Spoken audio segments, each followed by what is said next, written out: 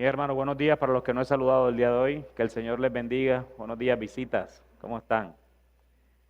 El domingo anterior iniciamos la serie de teología bíblica que ustedes vieron en las imágenes, y lo primero que fue contestado como una pregunta general es: ¿qué es la teología bíblica? Eso fue lo que dimos en la clase anterior, en la enseñanza del domingo anterior. Esta pregunta fue contestada de manera amplia, como ya lo acabo de decir, el pasado domingo, a manera de introducción de la serie de teología bíblica. Ahora bien, en el día de hoy me propongo extender dicha introducción un poco más para ir ampliando los conceptos, y el título de esta enseñanza es La Biblia como un solo libro. La Biblia como un solo libro. Parte de esta enseñanza es porque muchos cristianos ven la Biblia como una serie de libros que están dentro de él y pareciera que fueran aislados el uno del otro. Pero la verdad es que la Biblia es un solo libro, una sola historia, y es a través de esta serie donde queremos demostrar este asunto. Hemos decidido hacer esta serie con el fin, no que solo evalúes, como lo dijo Rodolfo el domingo pasado, no que solo evalúes los sermones que hacemos desde Iglesia Bíblica de la Ciudad como pastores, sino también porque nuestra intención es que leas la palabra de Dios en tu día a día, mirándolo a la luz del sistema de interpretación correcto en el cual la teología bíblica es una herramienta muy importante y te llevará a una devoción mayor. Ese es el fin de estas cosas, hermanos. Evalúen todos los sermones que quieran, está bien. Pero el punto es que si eso no lo llevamos a nuestra vida devocional, no estamos haciendo nada. Porque el punto es que queremos darle herramientas a ustedes para que puedan estudiar sus Biblias a la luz de la teología bíblica, el cual creemos que es el sistema de interpretación correcto. La idea de esta serie es preguntarles a ustedes un tema de la Escritura a la luz de la teología bíblica, pero para ello necesitamos entender conceptos básicos que vimos el domingo anterior y el día de hoy. Es decir, que en esta serie nosotros lo que vamos a abarcar es un solo tema a la luz de la teología bíblica, y estaremos viéndolo a partir del próximo domingo, que es cuando comenzaremos del tema particular, que es el reino. Es el reino, es acerca del reino lo que vamos a ver. Entonces ese fue el tema que nosotros escogimos, el cual, si bien es un tema trascendental para nuestras almas, también haremos un panorama general del tema del reino de Dios en toda la Escritura. Pero por eso necesitamos entender que la Biblia es un solo libro. Si nosotros no entendemos que la Biblia es un solo libro, va a ser muy difícil que podamos entender entonces la teología bíblica. Esta serie la hemos basado en algunos libros de estudios, pero mayormente la basamos en un libro llamado El Gran Panorama Divino, del autor Vaughan Roberts. Así que muchas citas van a ser tocadas de ese libro. Digamos que la base de la serie es con base en ese libro, como para que no se diga que estamos robando derechos de autor, sino que lo aclaro de una vez desde hoy, para que ustedes sepan, es que yo solo leí, eso no es tuyo. No, sí, ya lo acabo de decir. Entonces, de aquí hasta el final, entiendan que una de las cosas que tomamos como base fue este libro, para que lo puedan tener. Cuenta la historia que un inspector de policía fue invitado a una escuela para que diera una clase bíblica. El hombre comenzó la clase haciendo una sola pregunta. Él le dijo a los estudiantes, a los niños: ¿quién derribó las murallas de Jericó? Para referirse obviamente a la historia del Antiguo Testamento. Hubo un largo silencio mientras los niños se movían nerviosamente. Recuerden, es policía y hace una pregunta, hasta que uno de ellos levantó su mano temeroso y dijo: estimado señor, mi nombre es José Pérez y no sé quién lo hizo, pero yo le aseguro que yo no fui. Le aseguro que yo no fui. El policía pensó que la declaración del muchacho había sido descarada y puso la queja ante el rector del colegio, y luego de escucharlo, el director le contestó: yo conozco a José Pérez, es un chico muy honesto, si él dice que no lo hizo, no lo hizo. Ya el policía, exasperado por lo descortés del director, decidió escribir a la Secretaría entonces de Educación para colocar la queja, y el hombre recibió una respuesta de la Secretaría de Educación y dice: apreciable señor, lamentamos lo de las murallas de Jericó y el hecho de que nadie admita haberlo provocado.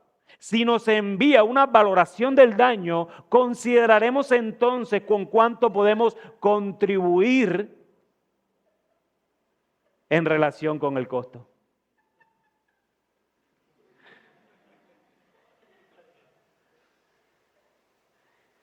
Hermanos, esta historia puede sonar bien ridícula y hasta falsa, pero mi meta es llevarlo a reflexionar acerca de una verdad. Y es que muchos hoy en el cristianismo no conocen la Biblia, y si no conocen sus Biblias, mucho menos entonces pueden pensar que tiene una sola historia y que es solo un libro. Hace unas décadas atrás todo el mundo sabía sobre Josué y las murallas de Jericó. Hace 30, 40 años tú le podías preguntar a cualquiera, incluso muchos incrédulos te podían decir quién era Josué y acerca de las murallas de Jericó, solo por la historia. Un gran porcentaje de niños asistía a la escuela dominical y los otros recibían los cimientos de las principales historias de la Biblia en el colegio. Pero esos días se han ido. La Biblia es el libro más vendido en el mundo, sin embargo, es el libro menos leído y por eso no conocen de él. El conocimiento de los cristianos no es mucho mejor que esto. Todos tenemos nuestros pasajes favoritos, pero la mayor parte de la Escritura permanece como un territorio desconocido, en especial el Antiguo Testamento. Si somos honestos con nosotros mismos, muchas veces es considerada como anticuada y algunas veces hasta anticristiana, como si el Antiguo Testamento hubiera sido un Dios diferente al del Nuevo Testamento. ¿Qué tiene que ver con Jesucristo, las leyes alimenticias, los sacrificios de animales y el templo? ¿Y qué hay con el éxodo de Egipto, con David y con Goliat y Daniel en el foso de los leones? Son historias grandiosas, pero ¿qué importancia tienen para nosotros en la actualidad? Esperamos contestar preguntas como estas a través de esta serie, con el fin de que puedan glorificar a Dios en las lecturas devocionales de sus Biblias y ayudarles a darles herramientas para que puedan llevarlo al clímax de este, y es nuestro bendito Redentor.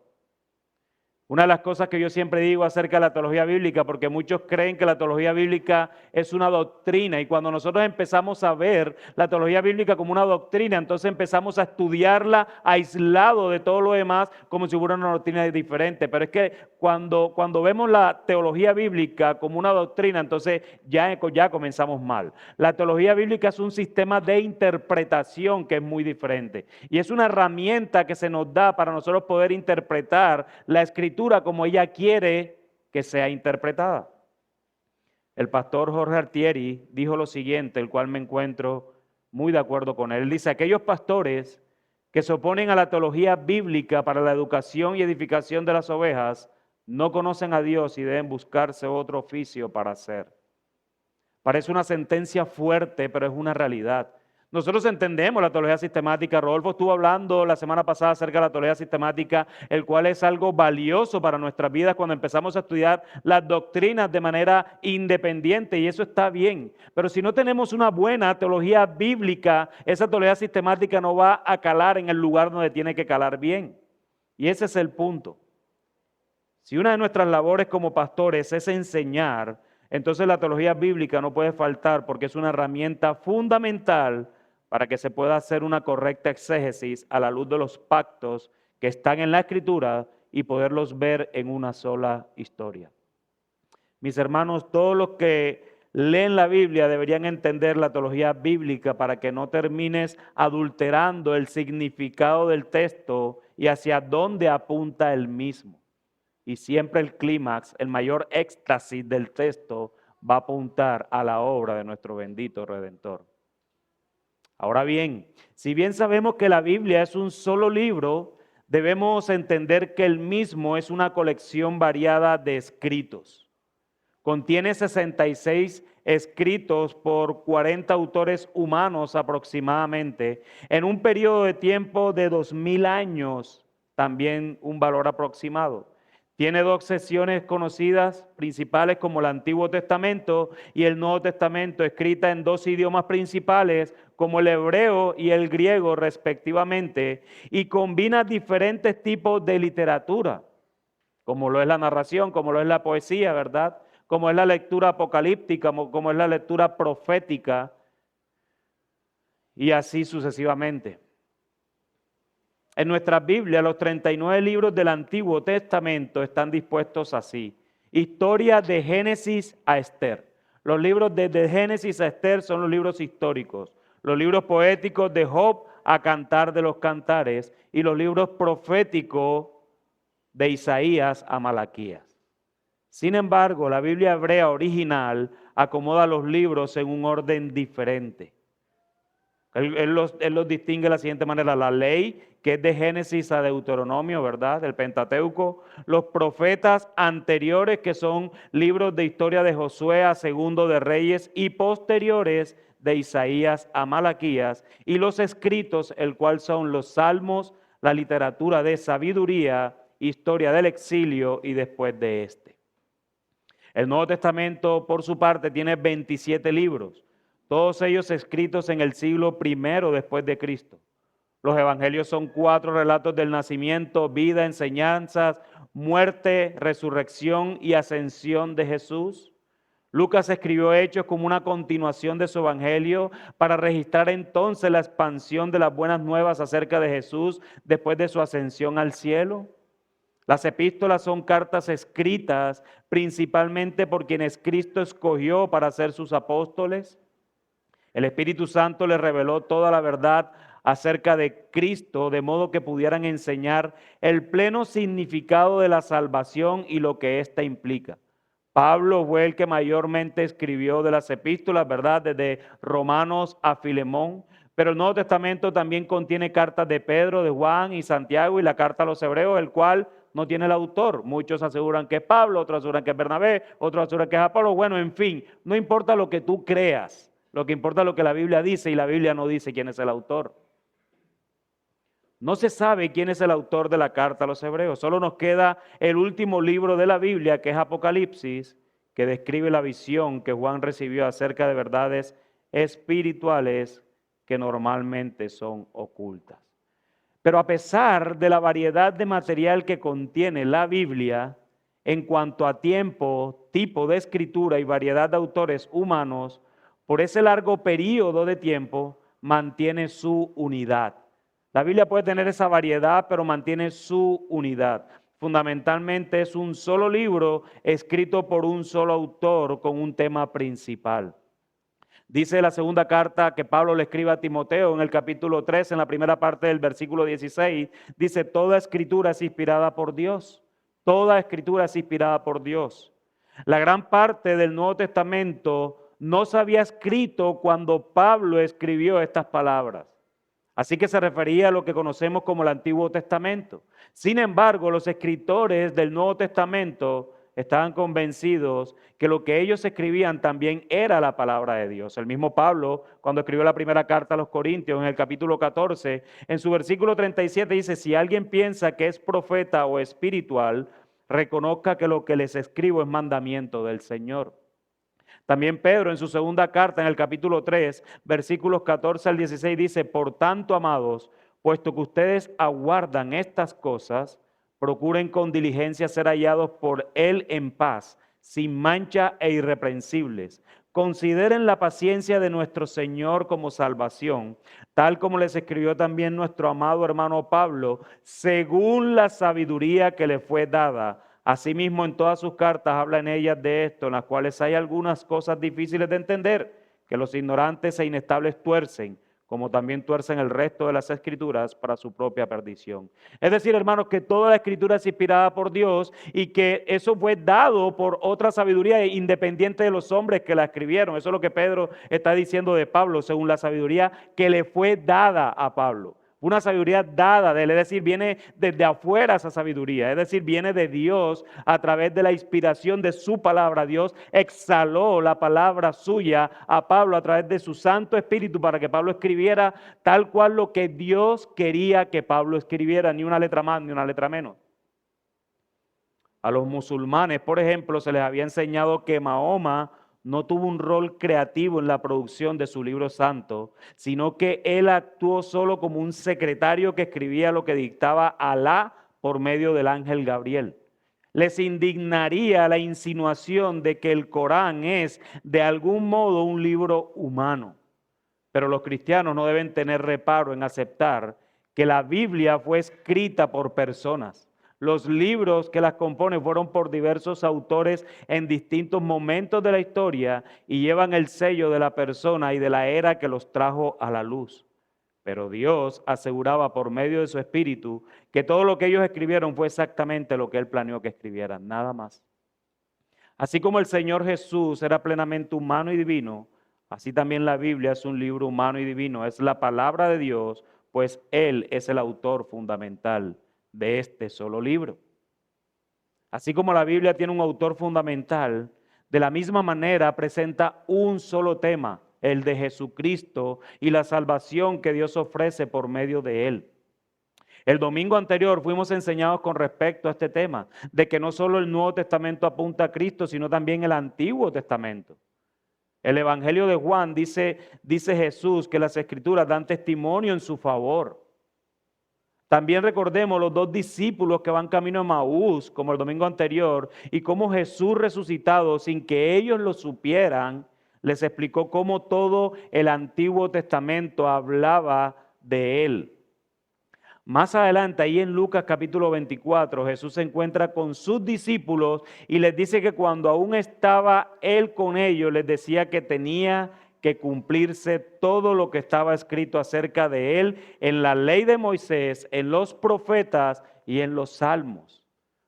Es decir, el Pentateuco, todos los profetas y los salmos. ¿Por qué? ¿A qué le llaman los salmos teniendo en cuenta esta división que tenían los hebreos, los judíos? Los salmos son los escritos, pero ¿por qué lo llaman los salmos? Porque los salmos eran el escrito más amplio dentro de esos escritos. Por eso le dice los salmos, pero cuando Jesús está hablando de los salmos, está hablando de todo el resto de libros que no tienen que ver con el Pentateuco y con los profetas. Muchos cristianos piensan que Dios decidió enviar a Jesús a la tierra después de que su primer plan, el plan A, falló.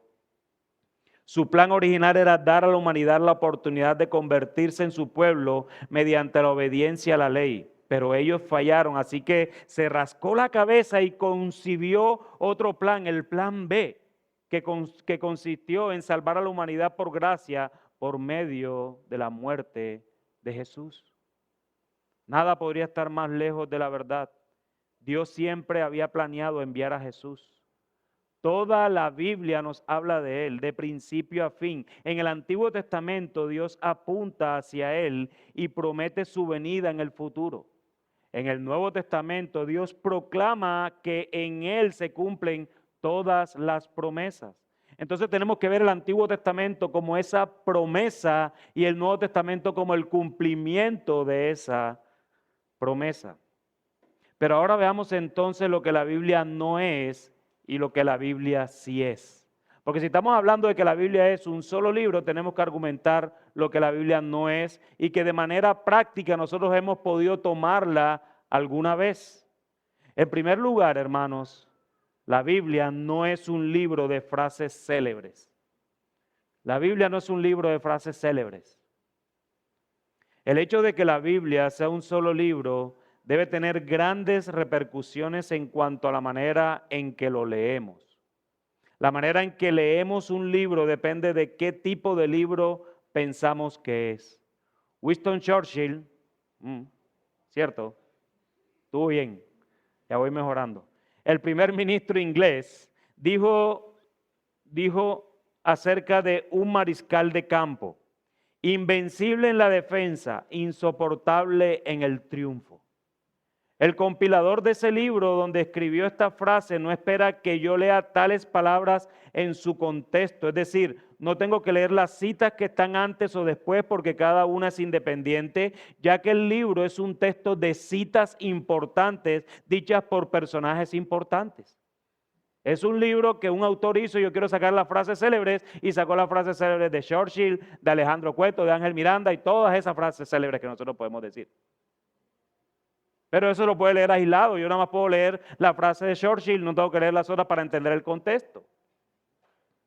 Una novela funciona de manera muy diferente, pues cada frase debe ser entendida a la luz de toda la obra.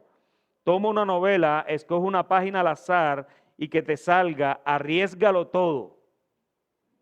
Necesitas leer el resto de la historia antes y después para que lo puedas entender y no tomar esa frase para tu vida personal, sobre todo si de manera pecaminosa estás pensando en apostar para tener más dinero. Es igual con la Biblia, a excepción de algunos proverbios, la Biblia no contiene dichos aislados. Se debe tener mucho cuidado al adentrarse en ella al azar y extraer textos de manera particular sin tomar en cuenta el contexto.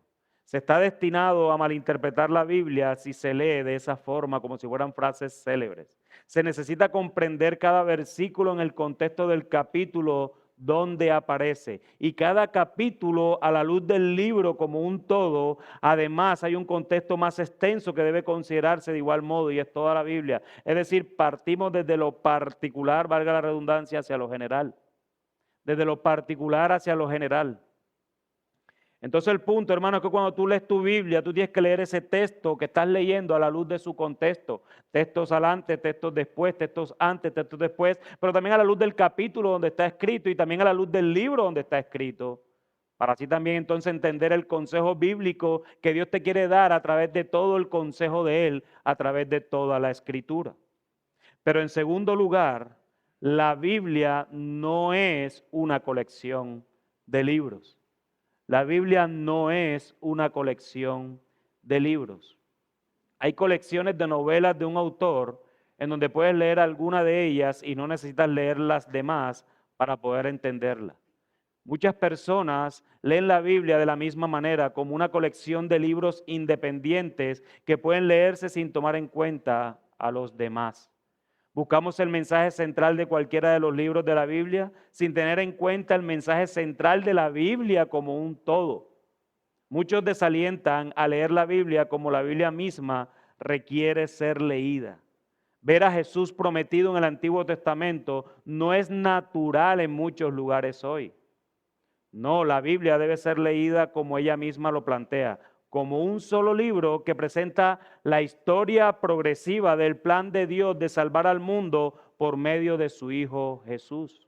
Entonces Dios se ha manifestado al hombre a través de pactos, ¿verdad? El pacto de la creación, el pacto con Noé, el pacto con Abraham, el pacto con Moisés, el pacto con David. Dios se manifestó con los hombres a través, o con su pueblo, a través de pactos. Fue la manera como Él deseó revelarse, haciendo pactos con los hombres. Pero si nosotros vemos desde la promesa de Génesis capítulo 3, versículo 15, cuando Él promete el evangelio, cuando Él promete que la simiente de la mujer aplastaría la simiente de la serpiente, de ahí en adelante tendremos que ver la Biblia como esa promesa de manera progresiva con el fin de poder entender ese mensaje inicial y cómo su cumplimiento final, su éxtasis final se cumple únicamente en Jesucristo.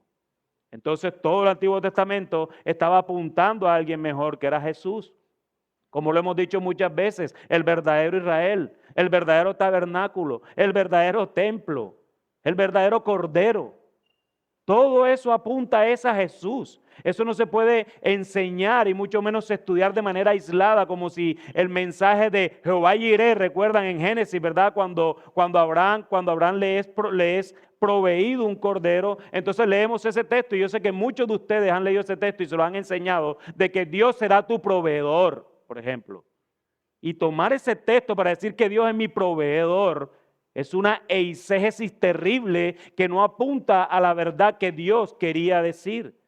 Jehová Jireh, proveedor. Jehová se proveyó de cordero, es lo que quiere decir el texto en el hebreo, que Jehová se proveyó de cordero. Y cuando tú lo lees a la luz de eso, tú puedes entender, ok, ¿cuál es el cordero de Dios que quita el pecado del mundo? Jesús. Teología bíblica, hermanos. Teología bíblica.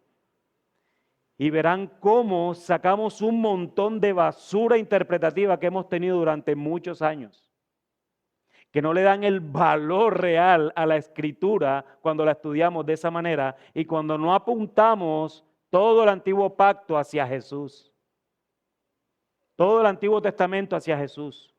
Y obviamente ya cuando estamos en el Nuevo Testamento es más fácil, ¿verdad? De hecho, la mejor manera de interpretar el Antiguo Testamento es viendo el Nuevo. Porque el Nuevo interpreta el Antiguo Testamento de muchas formas. De muchas formas. Creo que el mismo Rodolfo la semana anterior, o Ángel entre semana, habló del tema de la serpiente, ¿verdad? De que si se levanta. El mismo Jesús interpreta el texto allá de Moisés.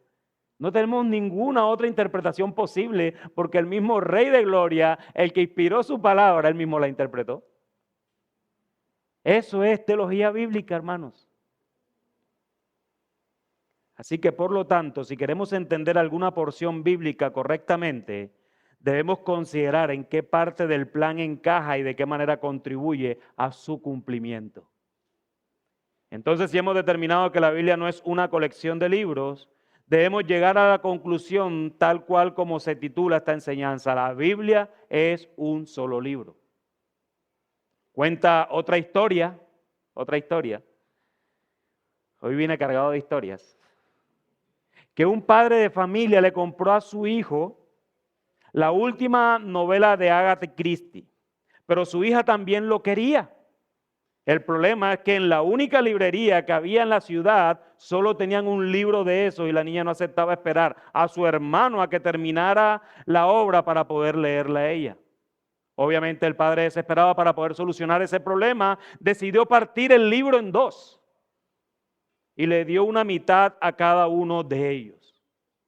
La frustración fue mayor porque en su lectura el hijo se enteró del asesinato del coronel, pero al terminar su parte nunca supo quién lo hizo. Mientras que la hija sabe que el mayordomo hizo algo, pero no puede ver lo que él hizo y de qué lo están culpando, porque no estuvo la primera parte. Para entender dicha obra debe leerse todo el libro y no solo una parte. Lo mismo, hermanos, sucede con la Biblia.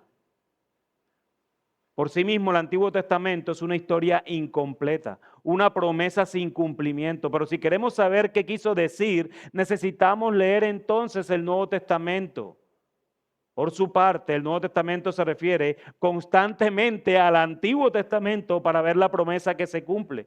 No comprenderemos el sentido del Nuevo Testamento si ignoramos lo que ocurrió en el principio, en el Antiguo Testamento. ¿Qué significa que Jesús es el Cristo? El Cordero Pascual, el Hijo de Abraham y de David, la vid verdadera o el buen pastor. ¿Qué significa todo eso? Porque todo eso son términos neotestamentarios. Todas las respuestas se encuentran en el Antiguo Testamento. La Biblia debe comprenderse y leerse como un solo libro, cuyo autor fundamental es Dios y que tiene un plan principal, el plan de Dios de salvación por medio de su Hijo Jesús. El propósito de esta serie de enseñanzas es entregarles a ustedes una visión general, hermanos, del argumento de la Biblia. Eso no nos hará un erudito o los hará unos eruditos en las Escrituras, pero confiamos en que los habilitará para poder orientarse cuando aterrice en alguna parte de ella. Ustedes no van a poder abrir su Biblia y empezar a hacer así. Si haces eso, vas a tener que leerte todo el capítulo, luego todo el libro y entender el contexto de la Biblia para que puedas interpretar correctamente ese así que hiciste. Como lo dije al inicio, en esta serie abarcaremos el tema general de la Biblia y es el reino de Dios como un tema principal que unifica la Biblia. Y a partir de allí quedará la herramienta de interpretación para que lo puedas aplicar en cualquier otro tema que puedas encontrar en las Escrituras, tales como la habitación de Dios, por ejemplo, la tierra, el cordero y muchos temas más, el tabernáculo, el templo, la habitación de Dios. Ayer hice un trabajo acerca de ese precisamente. Y de verdad que es bello ver la habitación de Dios desde el Edén hasta la habitación de Dios que tendremos en la eternidad con Jesús eternamente y para siempre en la Nueva Jerusalén. El Edén hasta el nuevo Edén. Hermoso tema de verdad. El reino de Dios fue el tema dominante de las enseñanzas de Jesús. Él inició su ministerio público diciendo, el tiempo se ha cumplido y el reino de Dios se ha acercado. Eso fue lo que Jesús dijo cuando comenzó su ministerio. Enseñó que su misión era introducir el reino como un cumplimiento de las profecías veterotestamentarias del Antiguo Testamento, a pesar de la expresión reino de Dios que no aparece en ella.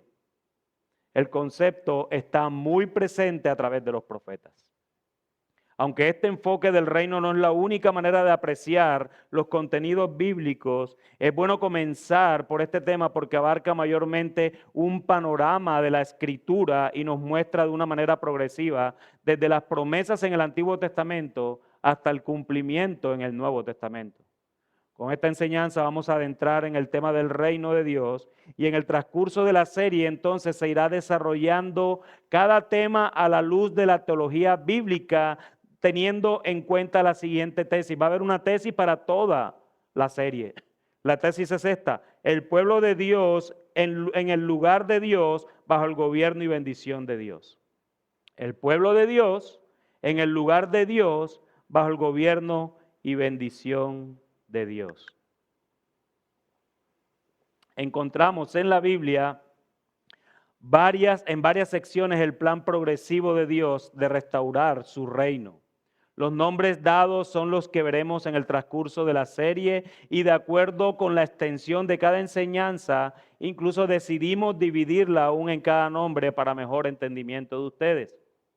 En el Antiguo Testamento encontramos, por ejemplo, el patrón del reino y eso es lo que vamos a estar desarrollando en el transcurso de esta serie. En el jardín del Edén vemos al mundo tal y como Dios lo diseñó. El pueblo de Dios, Adán y Eva, vivían en la tierra de Dios, el jardín bajo su gobierno, mientras ellos se sometían a su palabra. En la Biblia, estar bajo el gobierno de Dios es siempre para disfrutar su bendición, que es la mejor manera de vivir. La creación original de Dios nos muestra un modelo de su reino tal como debe ser. Pero luego, en segundo lugar, estaremos viendo el reino perdido. El patrón del reino y luego el reino perdido. Lamentablemente Adán y Eva pensaron que la vida sería mejor si se independizaban de Dios. Los resultados obviamente fueron desastrosos, pues ya no serían más el pueblo de Dios. Se alejaron de Él y Él respondió alejándose de ellos. No podían permanecer más en el lugar de Dios y por eso Él los desterró del jardín. No estaban bajo el gobierno de Dios, así que ya no podían disfrutar de su bendición. Por el contrario, fueron maldecidos y puestos bajo juicio. La situación es muy sombría. Sin embargo, Dios en su gran amor determina restaurar su reino. Y es lo que nos va a llevar a la tercera enseñanza de la serie, el reino prometido. El reino prometido. Dios llama a Abraham y le hace promesas incondicionales. Por medio de los descendientes de Abraham, Dios restablecerá su reino. Ellos entonces serán su pueblo, vivirán en su tierra y gozarán de su bendición. Además, por medio de ellos, todas las naciones de la tierra serán bendecidas. Esa promesa es el Evangelio y se cumple de manera parcial en la historia de Israel, pero finalmente se cumple por medio de Jesucristo. De hecho, leyendo el pacto con Abraham, ¿saben qué me hizo acordar mucho? De que a veces somos egoístas como iglesia y si nosotros vemos cuál es la promesa de Dios sobre Abraham, es que Abraham va a ser de bendición para toda la tierra. Y a veces como iglesia nos encerramos tanto en nuestro local que no somos bendición para nadie. Y si nosotros le hacemos teología bíblica a esto, nos vamos a dar cuenta en el progreso del Antiguo Testamento cómo el pueblo de Israel fue de bendición para el resto de la tierra en medio de todo. Entonces vemos la promesa de Abraham como si fuera exactamente para una secta allí del pueblo de Israel solamente, cuando lo que Dios está prometiendo es que serás de bendición para la tierra. Hermano, y cuando llegamos al Nuevo Testamento podemos ver cómo los creyentes podemos ser de bendición para la tierra y nunca lo hacemos. Hasta teología bíblica de temas podemos ver dentro de la Escritura. Pero también entonces veremos el reino parcial y tal vez aquí es donde nos vamos a ahondar un poco más porque es bastante extenso. Y vamos a hacer varias enseñanzas del reino parcial. La Biblia registra cómo las promesas de Abraham se cumplen de modo parcial en la historia de Israel. A través del éxodo de Egipto, Dios hace a los descendientes de Abraham el pueblo de su propiedad. En el monte Sinaí les da su ley para que puedan vivir bajo su señorío y disfrutar de su bendición tal como Adán y Eva antes lo hacían o antes de que pecaran. La bendición se destaca sobre todo por la presencia de Dios con su pueblo en el tabernáculo. El pueblo entró en la tierra bajo el mandato de Josué. Durante la época de los reyes David y Salomón disfrutó de paz y prosperidad. Este fue el mejor momento de la historia de Israel. Fueron el pueblo de Dios en la tierra de Dios, la tierra de Canaán, bajo el gobierno de Dios y por lo tanto disfrutaron su bendición.